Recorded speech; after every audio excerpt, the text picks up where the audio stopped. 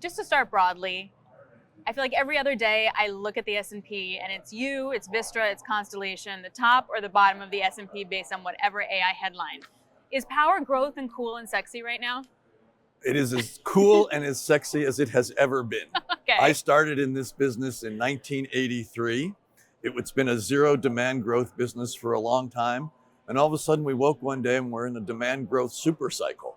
So to the extent that power can ever be sexy, this is the time. And is it all data demand, AI driven from the customers that you're talking to? No, I think it's a lot of things. It's also onshoring of manufacturing. For example, here in Texas, there's a 1 gig Samsung plant that's going to be opened in a couple of years. It's the Internet of Things. It's smart homes. It's electric cars. People are just using more electricity in ways that they never did before. And as a result of that, that's part of the demand cycle. Obviously, data centers are a big part of it, but data centers aside, all of the people who build data centers also are involved with cloud and a whole slew of other services, search, that we don't think about because we've had them for so long. But the growth for those is increasing every bit as much. And you guys are one of the largest independent power producers in the United States, right? So you can really take advantage of this. Where is the biggest demand for what kind of power? Give me some insights into the conversations you're having right now. Sure. I think, competitive markets, the two biggest ones would be Texas and PJM in the Northeast. Texas is a primary focus for us, though we do have a strong PJM presence. One of the things we like about Texas is it has a friendlier permitting environment, and it has one public utilities commission and one governor. ERCOT has 13 states in it, plus the District of Columbia. So that's 14 commissions, 14 governor-like people, and FERC, which doesn't have any jurisdiction here.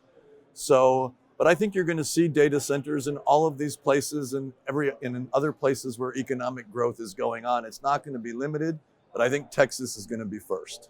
Do you think that the hyperscaler hype about how much they're going to spend on power demand is real? Or Yes. is it fall short? I think yes. I mean, It won't fall short, or it will not fall short. Okay. It may even go up. Okay. And the reason I think that is, it's interesting. After DeepSeek, everybody was super concerned about that. And then 3 of the hyperscalers came out and essentially doubled their capital commitments. Now, if they actually, after looking at DeepSeek, decide it's going to be twice as much, then that gives me a great deal of comfort that the power demand is going to be there.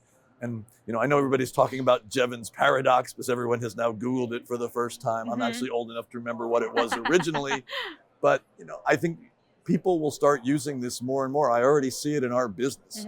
We are using enormous amounts of AI and customer service, and we're only just scratching the surface. Speaking of, you're going to be developing 5.4 gigawatts by 2032. Right? How much of that is going to be fully contracted, and how much of that will be more merchant spot price?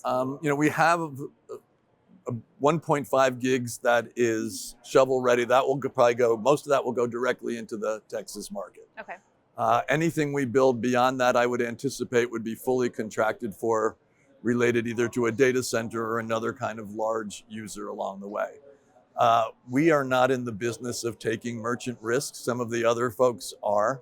We actually like to protect our downside and give ourselves a lot of optionality to the upside so that we don't have to care whether the growth is 2% or 10%. Both of those are ginormous for us. So what kind of pricing are we talking about for a gas-fired plant, for renewable, for other power? Like what does it look like right now? I mean, gas-fired plants, we think they're going to be done for $1,500 to $2,000 a kW installed.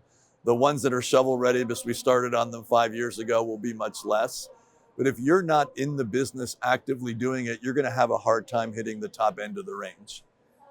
Renewable pricing hasn't changed dramatically. It's just that the load curve is changing as people there's more 24/7 power use coming in, and sun doesn't shine at night, wind doesn't always blow, but renewables aren't dead.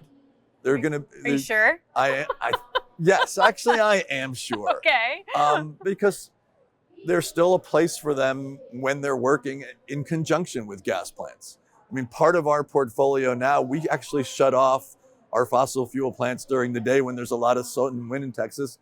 We buy from the grid their power and sell it to our customers, generating it ourselves. those options are still going to be available, at least in competitive markets. Well, because speaking of, your renewable unit is 30% of your annual earnings, right? And it's 20% of the renewable market share here in the US. How much do you think that can grow for you? Our renewable, we generally actually contract for renewables rather than own them. It's a strange thing because we own 2 coal plants. Everyone else gets cheaper renewable capital than we do, even though we're a big company and quite good at this. And as a result, what we generally do is contract for that power from other developers. Right now, we've got 2 gigs and we're probably going to have a solicitation for more going forward. So I still see it as an integral part of our strategy.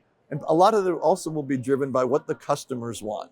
So at the end of the day, we are in the customer service business, not the electricity business.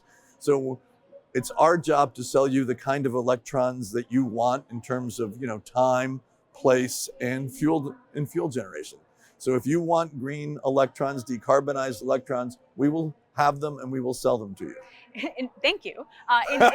In terms of the actual agreements, how many agreements are you talking about that's like, hey, we're going to sign well, we like your electricity, we'll sign it, versus like firm demand, here's your paycheck?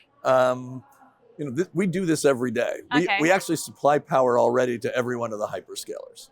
We have the second largest commercial C&I electricity book in the country and the largest natural gas one. So we sign those kind of arrangements. Some of them are short term, some of them are long term. I think the new data center ones will all be at least 10 and probably closer to 20 years. A, because we won't want to dedicate our site to something that's less than that. B, we won't want to build a dedicated power plant for less than that. And C, if you're going to pay all that money for those chips and to build a data center, which actually costs more than a power plant, you're going to want that kind of stability for an extended period of time. So I think a lot of those are going to be fixed price deals off market with power scale. They will still be in front of the meter because people will want to be connected to the grid, but they will definitely be long-term fixed contracts. How soon are you signing more of those? Stay tuned. Okay. Fair question. My next earnings call is May. It will not be then. Okay. But we're working on these as fast as we possibly can. They're complicated. People, think electricity is just like flicking a switch. It's super complicated, but we are making substantial progress towards some very interesting transactions, talking both to hyperscalers and to developers. Before I let you go, though, what makes it complicated? Is it the pricing? Is it how to structure the deal? Like, is your power going to the grid and then selling back to the hyperscale? Like, what makes it so hard? You need an interconnection agreement. You need a construction agreement. You need a turbine agreement. Now, we have all of these in place generically, but they all need to be site specific. You need to decide how big a data center you want to put on the site. How fast are you going to grow that data center? So are you going to start at 200 megs and go up 200 a year, or do you want to start at a gig? So what makes it complicated is putting all of those pieces together. And what people forget is actually for this type of data center is new. Unlike existing data centers where people have done lots of them, there aren't a lot of AI data centers out there yet. But it's complicated, but so is general power plant development, all the permitting and those things. So it's nothing that we're worried about. It's something we actually think we're pretty good at. But and hyperscalers are willing to put down that money. Absolutely. They're showing up, knocking on your door. They're there. They're there. Okay. They're there. We're there. And because of the agreements we announced last week, the turbines and the contractors are there.